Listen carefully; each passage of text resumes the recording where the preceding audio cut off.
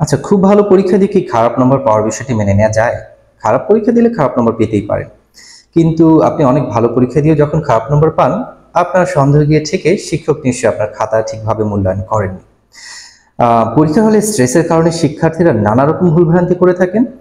আজকে আমি সেই সমস্ত ভুলভ্রান্তির মধ্যে একটা কমন ভুল দেখাবো, যেটা শিক্ষার্থীরা অনেক শিক্ষার্থী করে থাকেন এবং সেটার কিন্তু মূল্য চুকাতে হয়। অর্থাৎ ভালো পরীক্ষা দিয়েও উনি পরীক্ষায় গোল্লা পান অথবা খারাপ নম্বর পান। আজকের এই ভিডিওটি হয়তো পাবলিক ইউনিভার্সিটির শিক্ষার্থীদের উপরে বিশেষ করে প্রযোজ্য হবে, কেননা অধিকাংশ পাবলিক বিশ্ববিদ্যালয়ের শিক্ষার্থীরা ফাইনাল পরীক্ষার নম্বরপত্র কিন্তু দেখার সুযোগ পান না। এতে করে ফাইনাল পরীক্ষায় ওনারা কী ধরনের ভুল করেছেন সেই ভুলভ্রান্তিগুলো সম্পর্কে ওনারা জানতেই পারেন না। আজকে সে সমস্ত ভুলভ্রান্তির মধ্যে একটা ভুল আমি শুধু তুলে ধরার চেষ্টা করব, যেটার কারণে শিক্ষার্থীরা পরীক্ষায় কম নম্বর পেয়ে থাকেন ভালো পরীক্ষা দিয়েও। চলুন শুরু করা যাক। মূলত এই ভিডিওর মাধ্যমে আমি আপনাদের বোঝানোর চেষ্টা করব কিভাবে আপনি এই ভুলগুলো এড়িয়ে ভালো নম্বর পেতে পারবেন। এখানে একটা টিপিক্যাল পাবলিক ইউনিভার্সিটির পরীক্ষার কোয়েশ্চেন দেখানো হয়েছে এবং সেখানে আমরা দেখাচ্ছি 1 থেকে 7টি প্রশ্ন আছে। প্রত্যেকটি প্রশ্নের মধ্যে এবিসি অপশন রয়েছে। এর থেকে কম বা বেশি অপশন থাকতে পারে। এখন একজন পরীক্ষক যখন এই উত্তরপত্র এই নম্বরপত্রটি বা এই প্রশ্নের জন্য যে নম্বরপত্র উত্তরপত্র আছে সেটা মূল্যায়ন করেন, ওনার কিন্তু নাম্বার দেওয়ার অপশন হচ্ছে 1 থেকে 7 বা 7 পর্যন্ত। এখন এখানে খেয়াল করবেন, এখানে কিন্তু এবিসি অপশন আর নেই।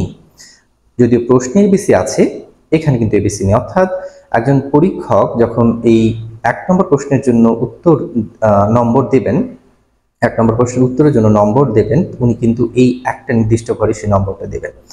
অনেক বিশ্ববিদ্যালয়ে ফ্র্যাকশন থাকতে পারে, বাট আমি একটা জেনারেল রুলস দেখাচ্ছি, যেটার কারণে হয়তো শিক্ষার্থীরা সমস্যায় পড়েন।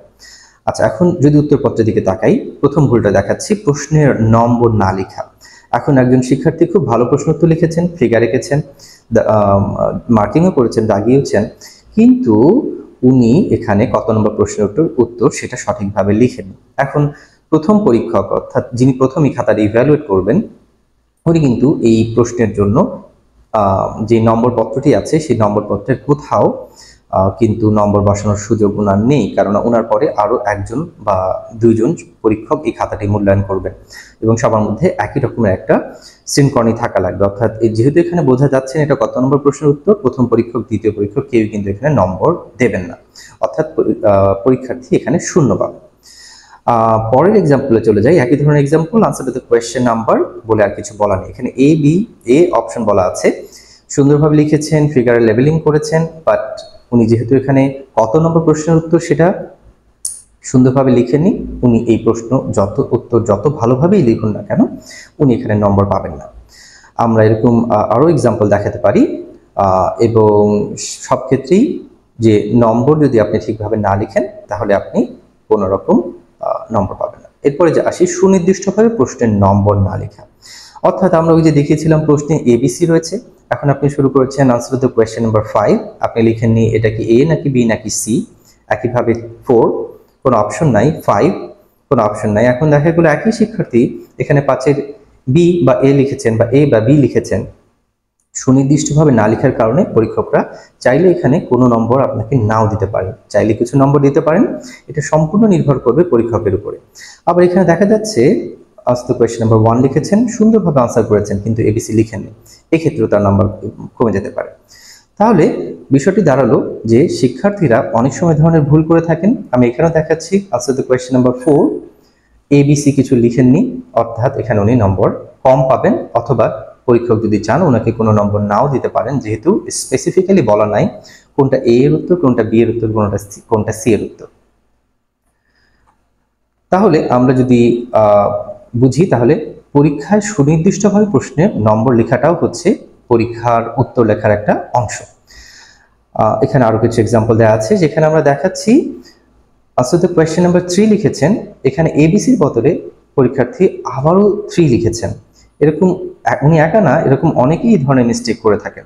তো এখানেও 3B লিখেছেন, ঠিক আছে, কিন্তু এখানেও 3 লিখেছেন। সেই সমস্ত সামান্য ছোটখাটো ভুলের কারণে কিন্তু পরীক্ষার্থীদের অনেক নম্বর কমে যেতে পারে। এখন এখানে আরেকটি প্রশ্নের উত্তর দেখাচ্ছি, যেখানে লিখেছি সঠিকভাবে প্রশ্নের নম্বর না লেখা।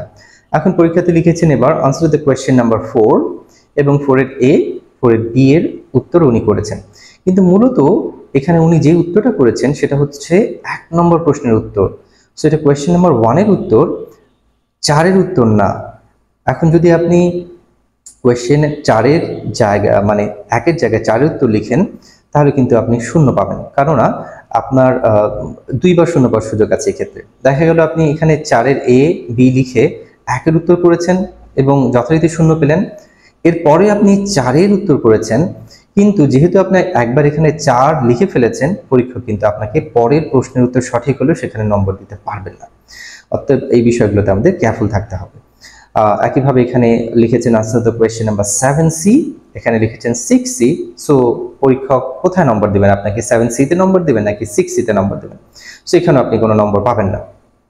আমরা পরের এক্সাম্পলে যাই। এখানে 4A লিখেছেন, এখানেও 4A লিখেছেন, একই খাতার মধ্যে 1 পেজ আগে পরে। তাহলে আপনি যদি এটা 4A এর আনসার হয় এখানে নম্বর পাবেন, এটা 4A বা 4B বা C এর হলে সেখানে কিন্তু নম্বর পাবেন না। আবার অন্যদিকে যদি এটা 4B এর আনসার হয় তাহলে আপনি এখানে শূন্য পাবেন, কিন্তু এখানে যেহেতু 4A এর আনসার একবার করে ফেলেছেন, পরবর্তীতে এটা 4A তে সঠিক আনসার লেখার কারণে এখানে শূন্য পাবেন। অর্থাৎ এই বিষয়গুলোতে আমাদের কেয়ারফুল থাকতে হবে। আমরা আরেকটা এক্সাম্পল দেখি। এখানে 4B লিখেছেন, 4A লিখেছেন, আবার 4B লিখেছেন একই খাতার মধ্যে। অর্থাৎ এটা যদি 4B এর সঠিক আনসার হয় এখানে নম্বর পাবেন, এখানে শূন্য পাবেন। আর এটা যদি 4B এর ভুল আনসার হয় এখানে শূন্য পাবেন, এখানেও শূন্য পাবেন যদি এটা সঠিক হয়ে থাকে, কেননা আপনি অলরেডি 4B টাচ করেছেন। অতএব এই বিষয়গুলোতে আমাদের কেয়ারফুল থাকতে হবে, 2বার একই প্রশ্ন নম্বর যেন আমরা না লিখি। এরপরে আর একটা প্রশ্ন বিষয় আসে, সেটা খুব গুরুত্বপূর্ণ, বাট শিক্ষার্থীরা এটা বুঝতেই পারেন না।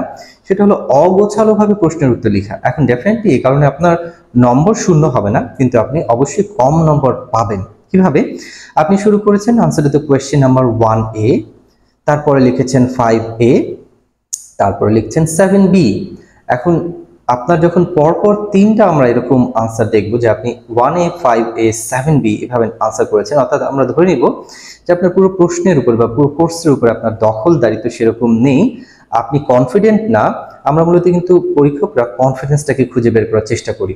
এখন যখন আপনি এইভাবে 1A, 5A, 7B এভাবে অগোছালোভাবে লেখা শুরু করেন, পরীক্ষকদেরকে করতে হয় কি, সেই পুরো নম্বরপত্রের কোথায় 1 আছে বা 1 এর বাকি উত্তরগুলো কোথায় আছে এটা খুঁজে বের করতে হয়। একইভাবে এখানে যেরকম দেখে যে 4A এর পরে 1B লিখেছেন।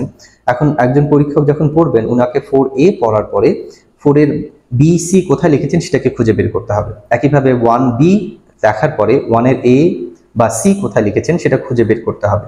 এবং অধিকাংশ ক্ষেত্রে এইভাবে যারা নম্বর কি বলে খাতায় লিখেন তাদের নম্বরটা কমে যায়, কারণ পরীক্ষকদের জন্য এটা একটা বাড়তি হ্যাসেল হয়ে যায় যে হচ্ছে এই 4 এর A আনসারটা পড়ার পরে 4 এর বাকিগুলোকে পুরো খাতা থেকে খুঁজে বের করতে হয়।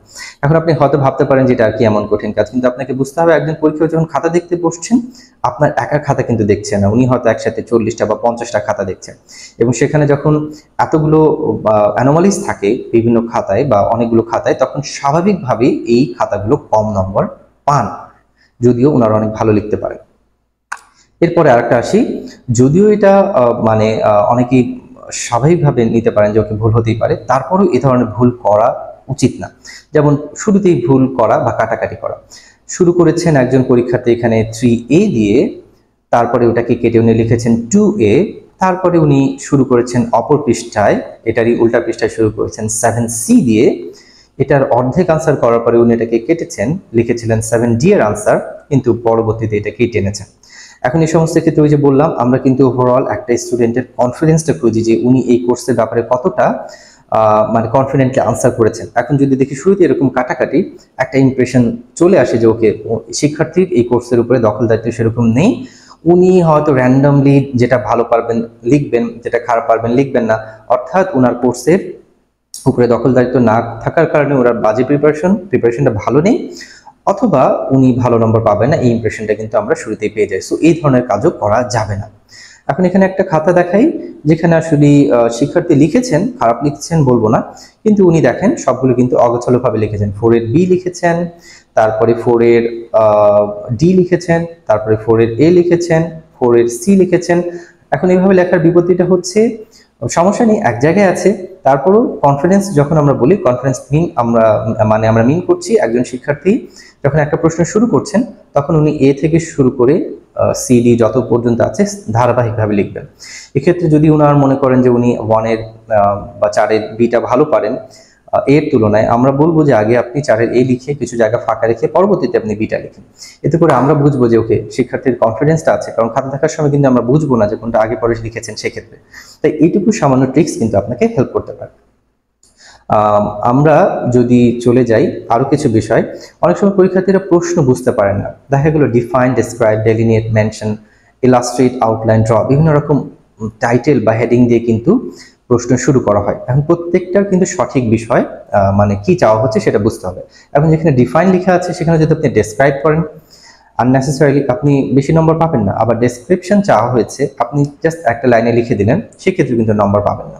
যেখানে মেনশন বলা আছে সেখানে শুধু উল্লেখ করলেই হবে। যেখানে ইলাস্ট্রেশন চাওয়া হয়েছে বা আউটলাইন চাওয়া হয়েছে সেখানে কিন্তু আপনাকে প্রপারলি ইলাস্ট্রেট বা আউটলাইন দিতে হবে। এখন এই জায়গায় আপনার ইলাস্ট্রেশন, আউটলাইন বা ড্র বা ডেফিনেশন যেখানে চাওয়া হচ্ছে সেখানে আপনি যদি পাতা ভরে লিখেন অযথাই সময় নষ্ট হবে, সেখানেও কিন্তু আপনি খুব বেশি নম্বর পাবেন না, কারণ এই জায়গাগুলোতে বেশি সময় দিতে গিয়ে আপনি হচ্ছে অন্য প্রশ্নের উত্তর খারাপ করবেন, সেটাই স্বাভাবিক, এবং সেক্ষেত্রে আপনার নম্বর কিন্তু কমে যাবে। এমনও হতে পারে ইলাস্ট্রেশন, আউটলাইন বা ড্র জায়গায় যদি আপনি ডেসক্রিপশন লিখেন আপনাকে 0 নম্বর দেওয়া হবে, কারণ আপনি প্রশ্নটা বোঝেন নাই। অতএব এর সমাধান কি? সমাধান তো অবশ্যই আছে। মোট কথা হচ্ছে প্রথমত আপনাকে প্রশ্নটা বুঝতে হবে। আপনি প্রিভিয়াস ইয়ারের কোয়েশ্চেনগুলোকে স্টাডি করবেন, কোন প্রশ্নের উত্তর কিভাবে চাওয়া হয় সেটাকে বোঝার চেষ্টা করবেন, এবং অবশ্যই অবশ্যই অবশ্যই শেষের 5 মিনিটে আপনি নম্বর উত্তরপত্রটিকে ভালোভাবে যাচাই করবেন যে আপনি ঠিক নম্বরগুলোকে মানে ঠিক নম্বরের আওতায় ঠিক প্রশ্নের উত্তর লিখেছেন কিনা। এটা কিন্তু খুব ইম্পর্টেন্ট। তাহলে আজকের মূল মেসেজ হচ্ছে আপনি পরীক্ষা শেষ করার 5 মিনিট আগে লেখাটা থামিয়ে দেন, এরপরে আপনি খাতাটাকে রিভিশন দেন, যেটা খুব ইম্পর্টেন্ট বিষয়। কিন্তু শিক্ষার্থীরা দেখা যাচ্ছে যে পরীক্ষার চাপে বা পরীক্ষা শেষ করতে হবে এই চাপে এই ছোট্ট কাজটা করতে পারে না, কিন্তু এই 5 মিনিটের রিভিশন কিন্তু আপনার যে প্রশ্নের উত্তরগুলো দিয়ে এসেছেন সেটাকে কিন্তু বাঁচিয়ে তুলতে পারে। কেননা অনেক ভালো ভালো শিক্ষার্থী কিন্তু এই ভুলগুলো করে থাকে, এগুলো কমন মিস্টেক যেটা আমি দেখালাম আজকে। আপনি আপনার সেই 5 মিনিটে যেই লাস্টের প্রশ্নের উত্তরটা দেওয়ার জন্য আপনি তড়িঘড়ি করছিলেন সেটা দেওয়ার থেকেও কিন্তু এই বিষয়টা ইম্পর্টেন্ট যে আপনার খাতাটা রিভিশন দিয়ে এই যদি কোনো মিস্টেক থেকে থাকে সেটাকে কারেকশন করা। এবং আমার মনে হয় 5 মিনিটের জায়গায় মাত্র 2 মিনিটে আপনি রিভিশনটা দিতে পারবেন। তারপরে আপনি শেষের 3 মিনিটে আপনি লাস্টের প্রশ্নটা চাইলে আপনি লিখতে পারেন। সেটা আপনার তখন হচ্ছে কিন্তু আর ওই কনফিউশন থাকছে না যে আমি ভুল জায়গায় ভুল উত্তরটা লিখলাম কিনা। তাহলে এইটুকু সময় ব্যয় করবেন সঠিক উত্তর সঠিক জায়গায় লিখে ভালো নম্বর পাওয়ার জন্য। আশা করছি ভিডিওটির মাধ্যমে একটা গুরুত্বপূর্ণ মেসেজ আমি দিতে পেরেছি। আজকের জন্য এতটুকুই। সবাই ভালো থাকবেন। Thank you.